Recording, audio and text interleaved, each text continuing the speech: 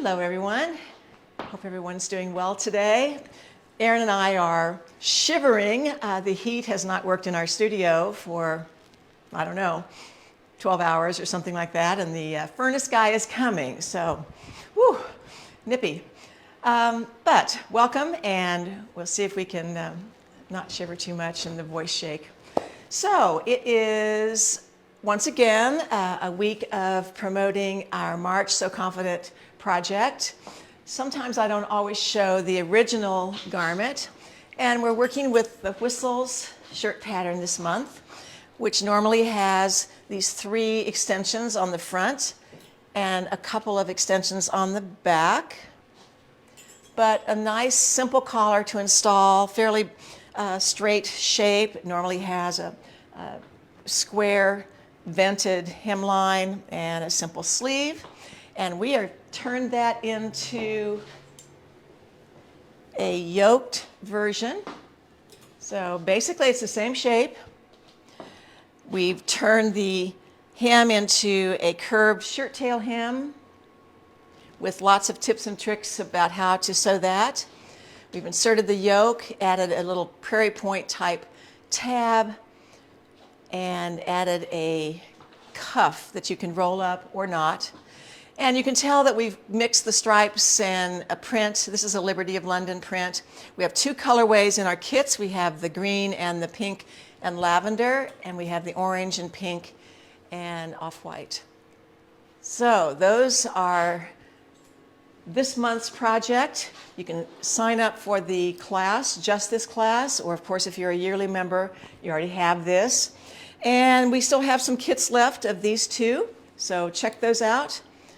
Once they're gone, and I think we have a few left. The other thing that we are promoting this week, and probably next week as well, is that Alex, daughter Alex Woodbury, has filmed a little class for Sulky. Sulky is the thread. They're known primarily for their threads, decorative threads, and she is teaching how to make the Chateau coat. In fact, I'm going to put it on.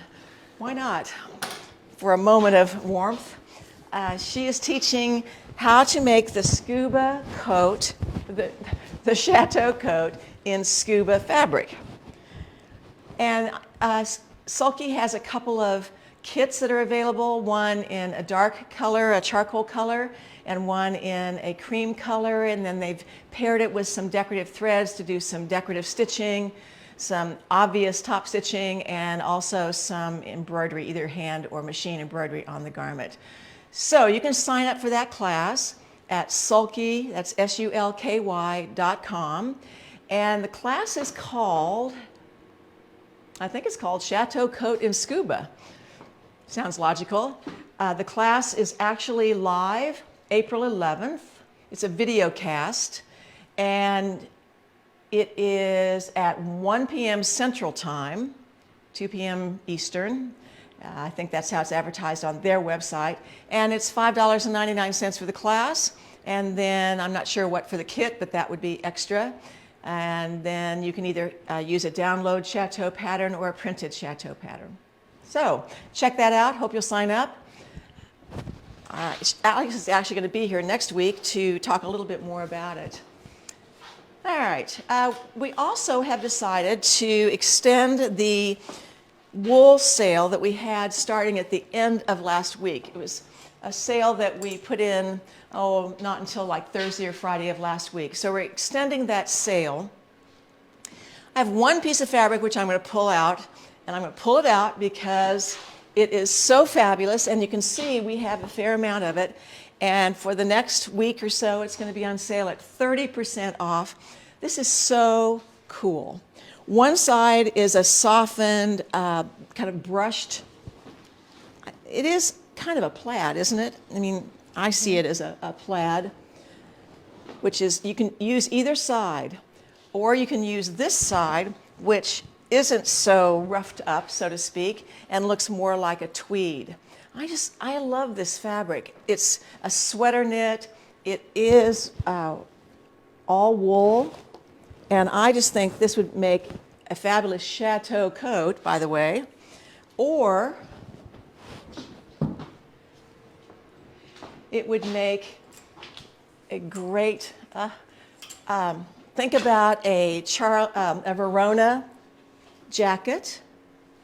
I just think this is the kind of jacket you might continue to wear a little bit into the spring and then pick it up later in the fall.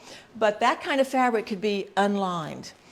Even though the pattern has a lining, includes a lining, I don't think you'd have to do that. I think you could simply bind the edges of that fabric or do some hand stitching in a bulky thread, like a blanket stitch around the edges. That would be pretty cool.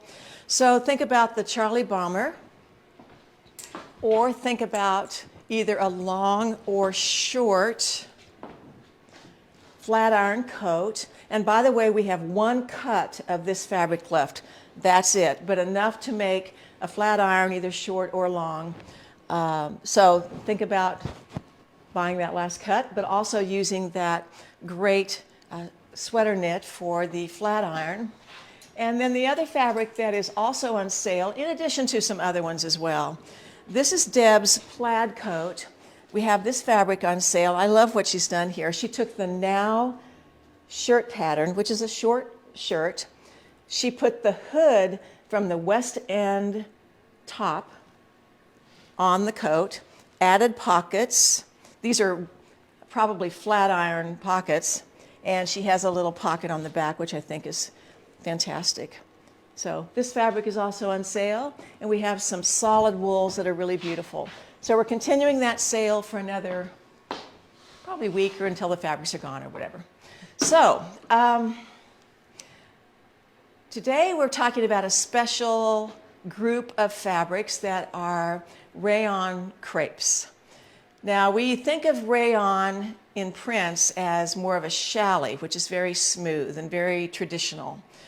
But all of these fabrics that I'm going to talk about today are from Italy, and they have a slight crimped texture to them. You can't really see that until you look at them really closely. But the nice thing about the crepe finish is that they have a little bit of a grip to them. So they're much easier to sew than rayon challis. And I just think the flow of these fabrics and the drape is just exquisite. And the fact that these that I'm going to show here today are from Italy, they're incredibly beautiful. So, but I'm going to talk about the MixIt top. The top that I have on was made by Jan Black from Hollywood, South Carolina. And she does, of course, a beautiful job of sewing. But we took the MixIt top, which looks like this. It has a nice little stand-up mandarin type collar, a loop and button, this keyhole opening, a short, pretty much cap sleeve,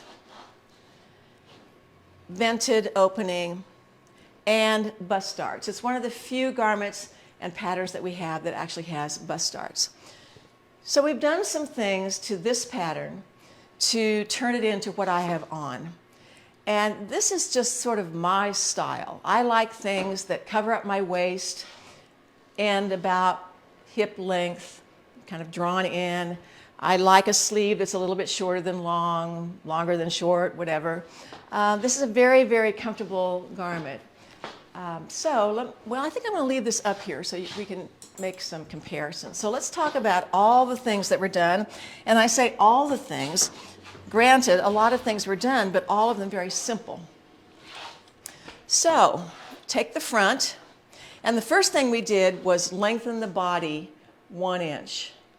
Now, of course, that can be whatever. It can be none or several inches. But there's no lengthen and shorten line on this pattern. We went through a little phase in our pattern making where, I don't know, we didn't have lengthen and shorten lines on some things, and this is one of them. But you want to establish a lengthen and short line that's, below the waist, above the full hip, and I would draw a line. This happens to be about 9 inches from the bottom. So you would split the pattern and add some paper and add 1 inch. Now you always want to check the location of a bust dart. First of all, you want to measure where the bust point is on you. And you would do that by standing in front of a mirror and finding the center of your shoulder and coming down to the bust point, and it looks to me like it's about 11 inches. So you would mark that on your pattern, wherever your bust point is, and then a dart for quite a few sizes should be about an inch. The end of the dart should be about an inch from that bust point. So you might need to move that dart up or down, and an easy way to do that is to draw this rectangle around the dart, about a half an inch above the leg here and a half an inch below the leg here, and perpendicular to a line that is parallel with the straight of grain. And you just draw that rectangle, and then you would cut that box out with scissors or a rotary cutter, and you move that entire box up or down so that the point is even with your bust point. Super easy to do. That is a technique that's in our fashion fitting encyclopedia, happens to be on page 19, and it's also in our workbook as well, so you could practice a little bit if you have the workbook. Now, the other thing that happens is this does not have vents at the side because we're adding ribbing at the bottom. And so, of course, this point gets eliminated. And because the vent normally has a little change in angle at the bottom, you just continue this side seam cutting line straight down, which just adds a little bit to the actual side seam at the very bottom. The hem is normally 3/4 of an inch. You don't need to really mark this, but you're now going to be using this as a seam rather than a hem. I think I said seam instead of hem. The hem is normally 3/4 of an inch, but you're going to be using this area as a 5/8 inch seam. So in a sense, you've added another 1/8 of an inch to the length of the garment, which is kind of neither here nor there. All right, so then I just want you to take note of something. This is an unusual and very, very nice shoulder seam shape. That is actually how a lot of garments should be built. And it's how a lot of really beautiful tailored jackets are built, like Giorgio Armani and designers like that. Because this is actually how we're shaped. Most of us have a little bit of an indentation in the center there. So this lies really beautifully on your shoulder, and it's very graceful and very elegant and very couture. So that's already built in to this particular pattern. Now, this is the area where you create the keyhole opening, and it has a pattern piece that's shaped like this. And it's like a facing. You actually cut 2 of these out and sew them together so that this is a nicely finished facing edge. But you're going to sew this dart, and one of the ways to make that point look really good is to sew down here and then come across 1 or 2 stitches. I usually use 1, 2 is fine as well. The pattern piece indicates really that it maybe should be 2, but doesn't really matter. But instead of just coming to a point and going back up, sew horizontally, and that will make this bottom opening look just a little bit better without a pucker or a little indentation. So that's the front. The back, you would do the same lengthening of 1 inch or whatever, or none or more. And you would do the same drawing here, eliminating the dot and extending this side seam cut line. Everything else in the back is just fine unless you do other normal things like rounded backs and whatever. So that's the front. And then the sleeve. The shape of this sleeve is pretty curved. And if you're lengthening a sleeve like this, you're not going to build in this curve at the bottom, particularly when you're adding ribbing. So you want to measure from the shoulder to the distance that you want it.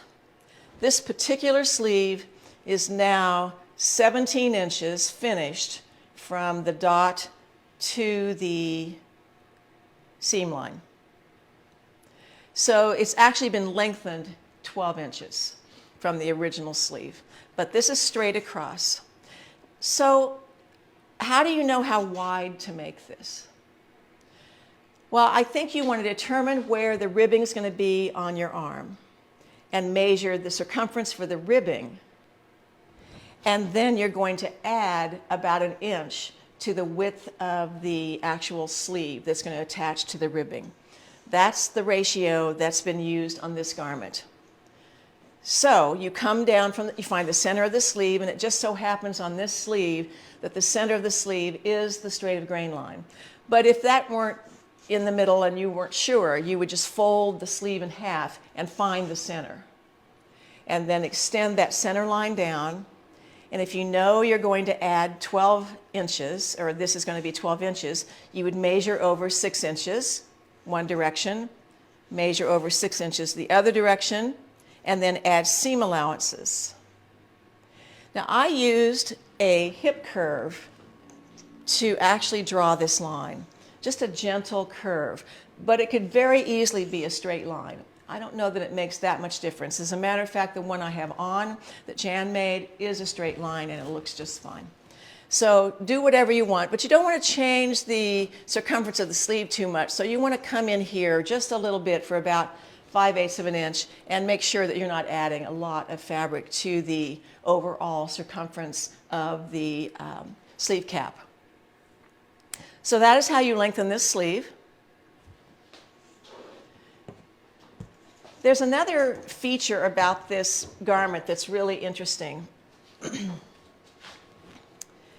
And that is that rather than seams being at the front of these collars, as is normal for collars, this is a fold. And actually the seam of the collar is at the center back. So the pieces look the same, but they're handled a little bit differently. I do have kind of a cute story about this. My daughter Alex was taking a clothing construction class in college and wanted to make, I think it was this garment. And she took the sewing workshop pattern into the teacher. We have the heater going, can you tell? It's blowing we're going to move the heater. Okay. She took the pattern into the class, and the teacher looked at this construction of the collar and said, see, those independent pattern companies do not know what they're doing. You can't use an independent pattern company in this class. You have to use Butterick, Vogue, McCall's, or whoever. Well, okay, so actually what Alex did was turn this collar into having a seam where the teacher wanted it, but I just thought that was kind of interesting that sometimes not everyone is tuned in to some of the other opportunities for doing something. All right, so yeah, let's just turn it around for a moment. There you go. Okay, so here are, this is the shape of the collar pattern piece, and you cut 2 of them, one for an upper collar, one for an under collar. So normally for an under collar, or even for both of them, you would interface the entire piece. But in this case, you're going to interface half of one of them, half of the other one. And what happens is you sew these together with the interfaced pieces together. See if I can do this in paper on camera. So you sew one edge together, the 2 interfaced edges together, and then you sew the 2 non-interfaced edges together, 5/8 inch seam. And then this gets turned in such a way that those seams are on top of one another.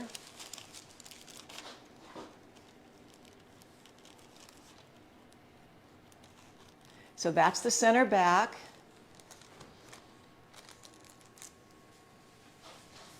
And here are the 2 fronts to the collar. So you would just simply sew a seam at the top of this turn that, and you'd have the collar ready to put on the garment. And these folds would then be at the center front. So you don't have as much bulk. You don't have that turning thing that can happen sometimes where you just don't have a great point. So it's a much cleaner, better look for this little mandarin collar. The other little feature of this is the loop and the button. I like to use a shank button, just because it doesn't really matter. In fact, I think maybe the one that's on the wall back there is not a shank button, but I just think it looks a little bit nicer to have a button that's a shank button at the neckline. But the loop is a bias cut piece of fabric, and I've looked all day for these elusive ballpoint bodkins. We probably have 10 of these out of the package around the studio, but do you think I could find one? No. So, and I remember the last time I demoed this, it was a disaster on camera. So Betsy can probably tell you where you can find that disaster of how this works. But you take this ballpoint bodkin, which has a ball at one end and an eye at the other end. And once you sew your little loop together, right sides together, then the ball end of this goes down into the tube.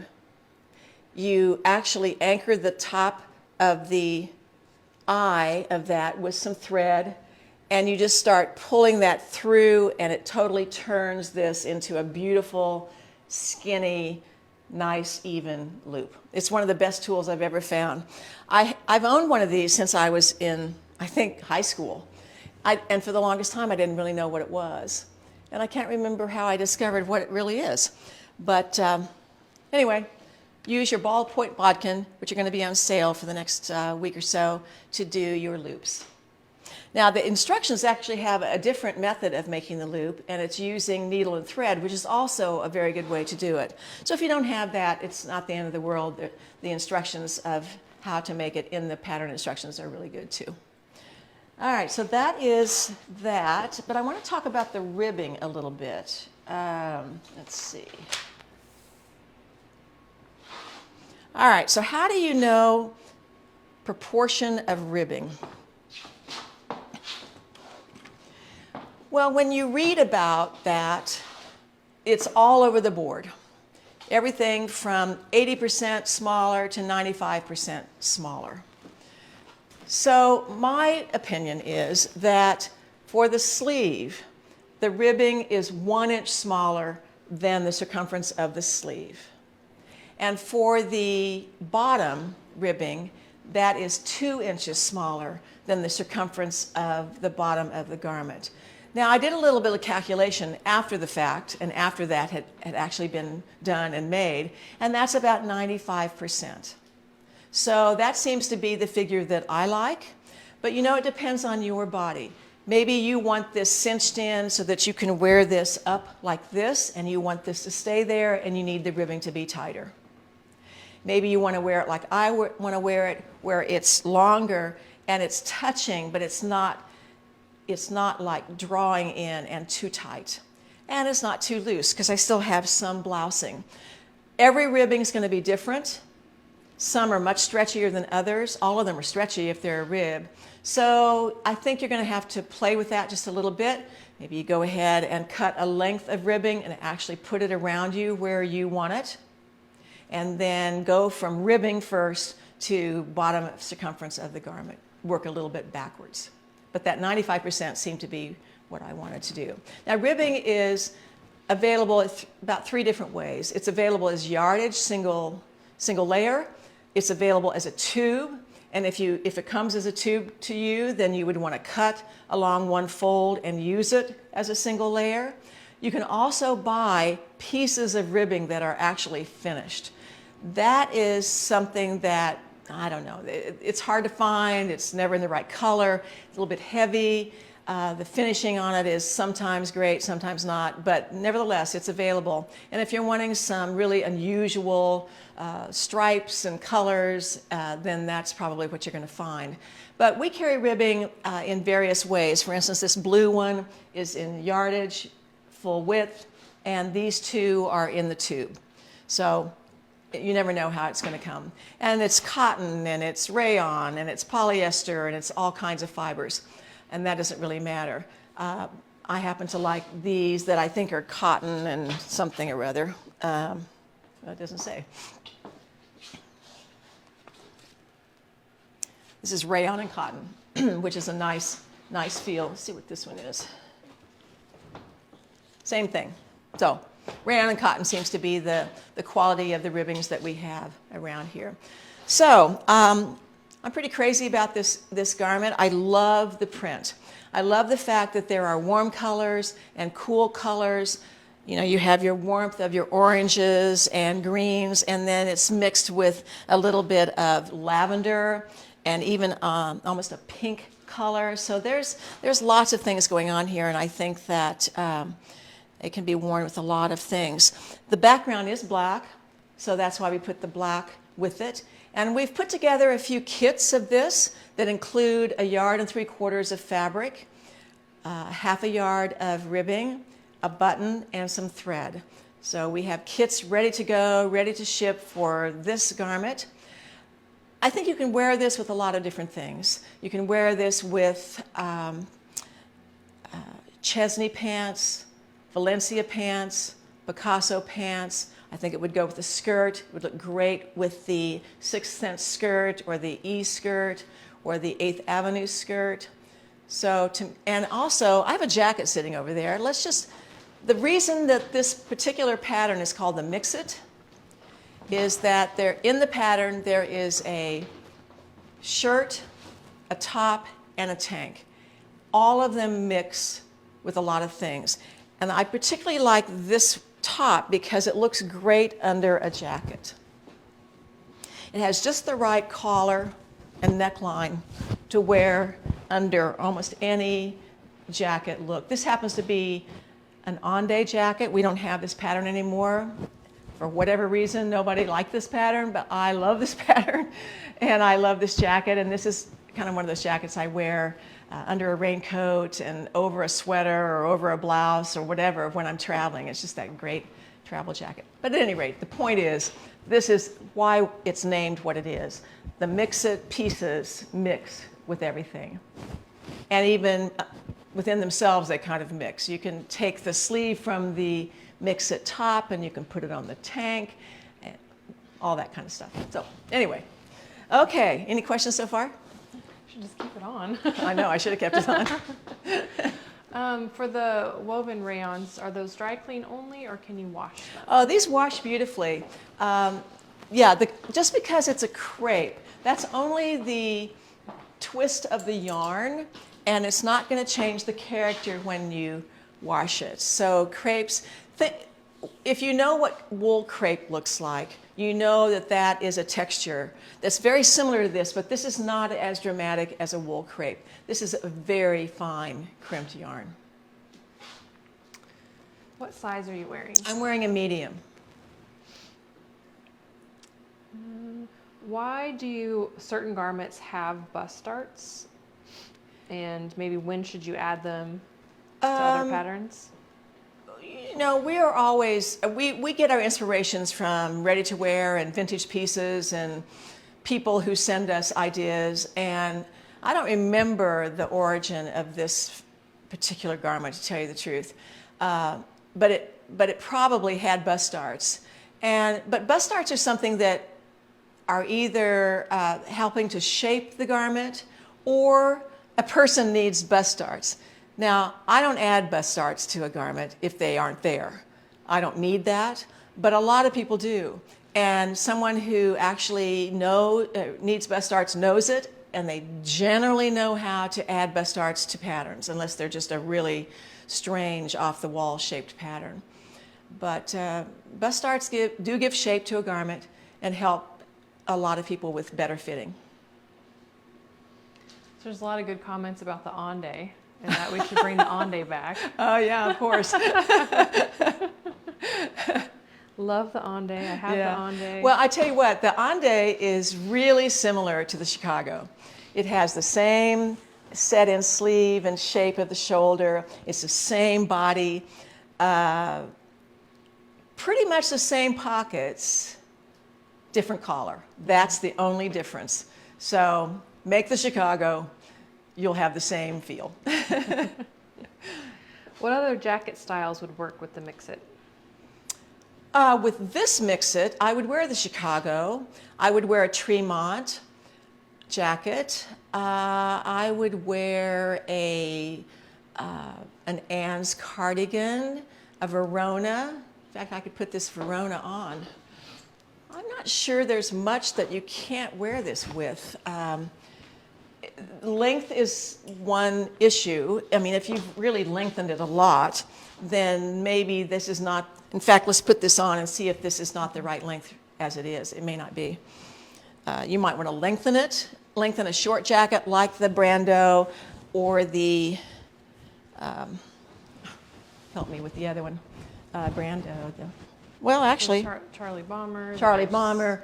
Yeah, this is the Verona. This is the short version of the Verona. I think this works, actually, doesn't it? Yeah, it's not peeking out or anything. Yeah. Oh, this feels good. I like the MixIt sleeve because it's just slim enough, like not too fitted, but just slim enough to where it fits under a lot That's of a things. really good point. Yes, it does. It's not a raglan in any way. It's a set-in sleeve, and so you can fit this under any jacket shape, I think. And the Verona is a good test because this is the slimmest sleeve of any of the jackets and coats that we have. And this feels great.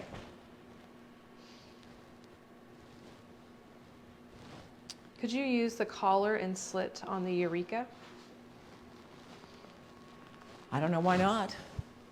Absolutely. The Eureka looks good in a woven. So sure, you could transfer that detail to that pattern. That'd be great. I think you could put this on a lot of things. You could take a standard shirt pattern. Let's say you take the Florence shirt and eliminate the buttons and put this neckline on it. You could put this neckline on the Berwick. In fact, that would be a great idea.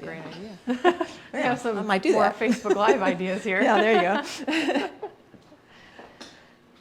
go. Ribbing and hips don't mix for me, so could I make a top with just the ribbing on the sleeves? Absolutely. I thought about that yesterday as I was thinking about this whole ribbing thing. I think so, without a doubt.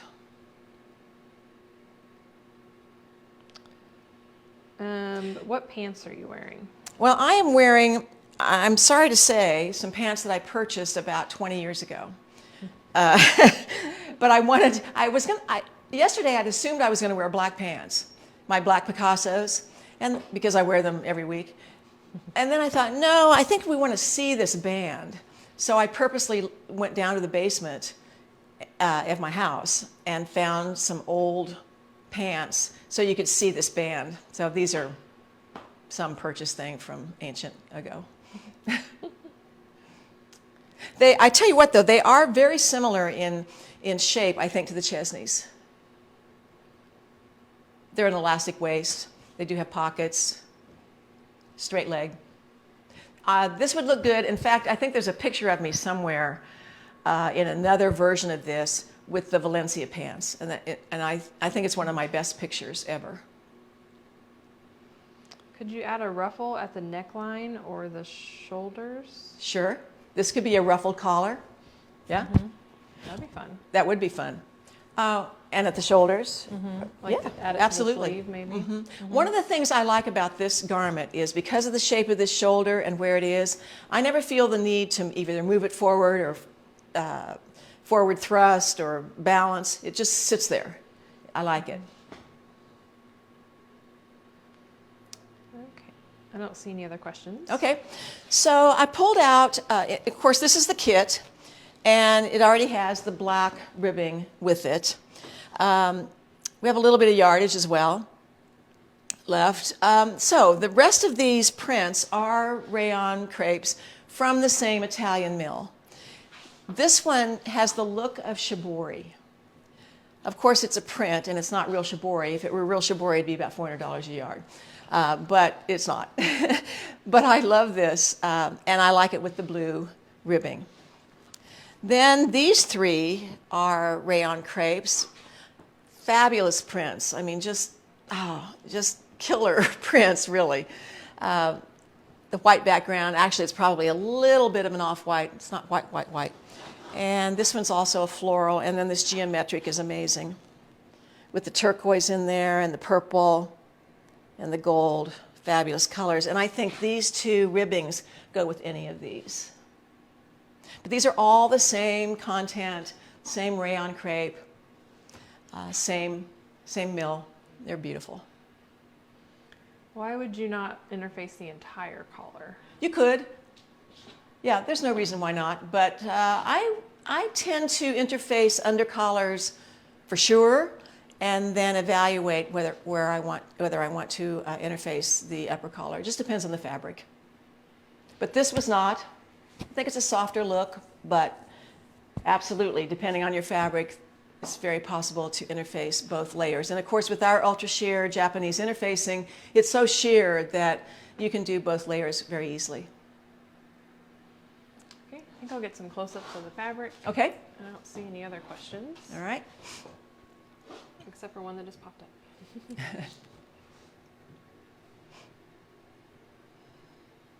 You can see how drapey these are. They're just flowy and beautiful.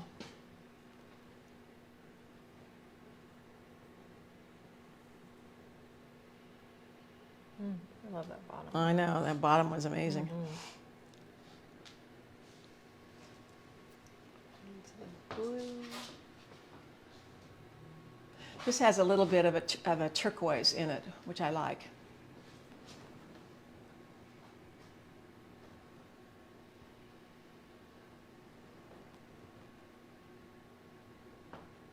Okay.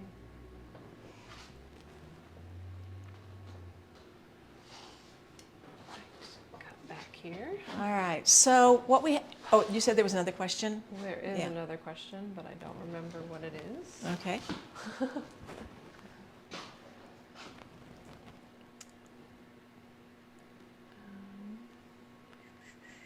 Can you make the sleeves longer and leave them straight without ribbing? Yes, you can make this sleeve any length that you want, with or without ribbing. You can have a turn back cuff on it or a simple hem. Sure. I would just determine how long and what the circumference is that you want around the wrist or wherever. What would you use? So there's a couple questions about the bottom geometric fabric. If you could take it down off the wall and show them the drape, and then is it a panel? And what would you use it for? Maybe what would you use it for if you're not doing the MixIt? Okay, so it's not a panel, I don't think. No. All right. So obviously I think this would make a great shirt. This MixIt shirt, the Florence shirt, the Frankie shirt, London shirt, Liberty shirt. But it would also make a great skirt. It'd be some pretty fun pants. Some flowy pants like the West End pants. So I think it's pretty versatile. But here's the drape. And I don't believe there's any sheerness about it. I don't think you can see through it. No. So, yeah. What about a wild skirt with pieces and angles? Maybe the Sixth Sense, or I'm trying to think of what that would be. Well, or cut this up. Is that what the question that's is? true. Cutting this up into different shapes? Sure, you could do that. Gardenia dress is what Betsy said. Oh yeah, that would be nice. What I think is fun about this is that no section of the garment would look alike. And there'd be no matching.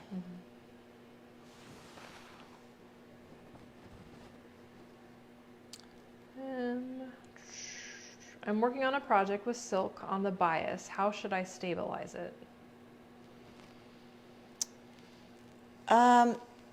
Why would you want to stabilize bias? The idea of bias is to add shape, and so to me that defeats the purpose of bias. So I wouldn't. But I don't know what you're making. If you want to be more specific about what you're making, I can maybe answer that better. Here's my experience with bias. I was determined to make a bias dress. And I don't remember what the pattern was. It wasn't one of ours. This is years and years and years ago. And I did remember that you need to cut out a garment that's bigger. Let's say you're a size 12 or something. Then you would cut out a 14 or 16, I thought. So I cut out the dress bigger. But because bias is like a Chinese finger puppet, and when it elongates and gets skinnier when you sew it, let's say, in the round. So by the time I did that and made the dress, I couldn't get it on, even though I was so sure about the size. And then I remember reading the article in Threads about sewing with bias. And you want to cut it for 5 sizes bigger than your size, plus add 3 inches to that. So you can either press stretch the bias out of it to eliminate some of that drawdown. But the beauty of bias is that slinky silhouette that you see in those gorgeous Halston dresses, for example. So bias is tricky. I have not made anything bias since. I remember that as well. Was there any follow-up to that of what she was making or anything? I haven't seen anything yet. Okay. Oh, are the shoulders slightly dropped? Well, probably because this is a medium. They are. No, not really. I mean, this garment can very definitely be right at your shoulder, but I don't mind the way this looks on me at all.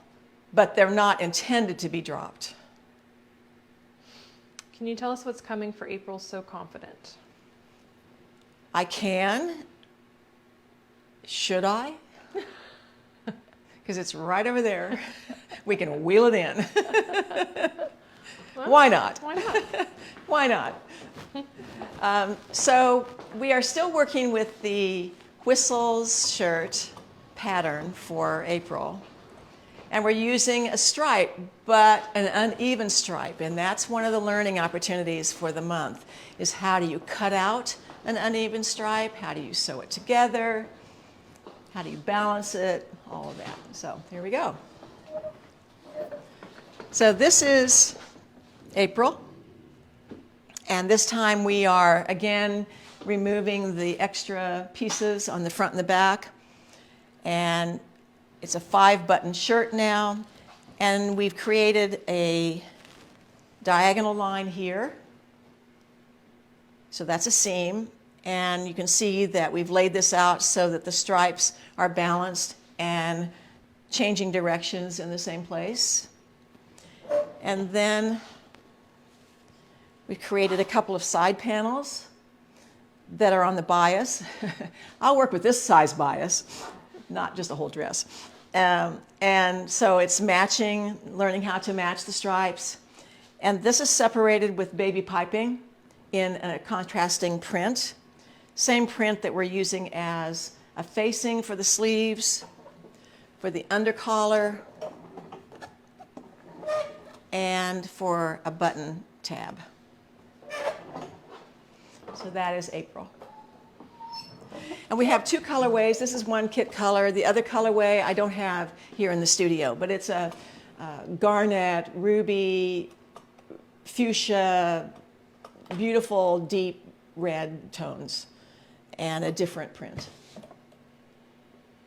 A lot of excitement. Yeah. For that project. Okay.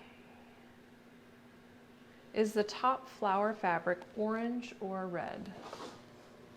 This is more of a tangerine color, and this is a magenta, I would say. And lilac. And then the lines are black.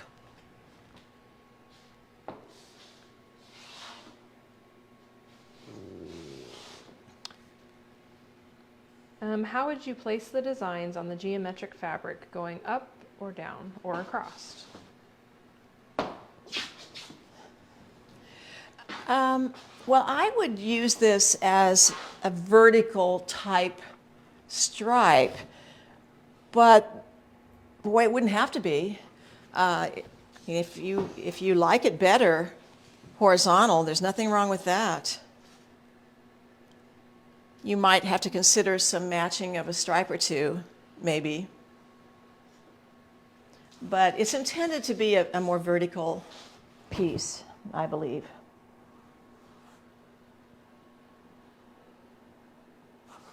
At least that's how it comes off the bolt. What were the recommended patterns for the wool plaid knit? Oh, okay. So with the wool plaid knit, I would make either a Verona jacket, unlined, so it'd be like a sweater. This was the Verona. A flat iron, because with a flat iron coat or jacket, you'd see both sides of the collar, which would be fun. Deb made the Now shirt into a coat. Actually, that would make a great Eureka vest, which we've done in those kinds of knits before. Charlie bomber jacket with a zipper. Erin just went for that. I like that. Yeah. Could make a Tremont jacket.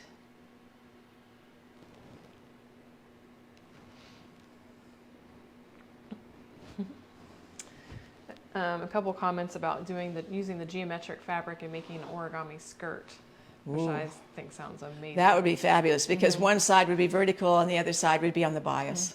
I think that would be. Whenever Gosh, I've used the word bias about 20 times today. Well, speaking of bias, what is the new whistles made out of? This is a woven Guatemalan style cotton, all cotton, but a woven stripe, not a printed stripe. And what are the colors in there? Well, these colors are dusty pink, taupe, cream, lemon yellow, tangerine, orange, with blue, gray, and gray stripes. The other one is just tones of deep reds, mid-reds, pink reds. I can't remember what the stripe color is. It's probably gray. Can't remember. Okay. So the information about this project will come to you on Saturday, April 1st. You'll get your prep letter and you'll get the layouts. We're doing special layouts for you this time so that you will know exactly how to lay it out to get it to look like this. So pay attention to that. That will come to you in your email on Saturday. If you sign up for the class, the monthly class, you'll get that, of course, as well. And then the following Friday, a week from Friday, you get the video of how to sew this, how you make the piping, how you sew and match these mitered seams, how to install the sleeve, how to make the collar, how to put on the button tab. That all is a week from Saturday. Gosh, can't talk. Week from Friday, the 7th. Yeah. Okay. All right. So this week on sale is the MixIt Pattern.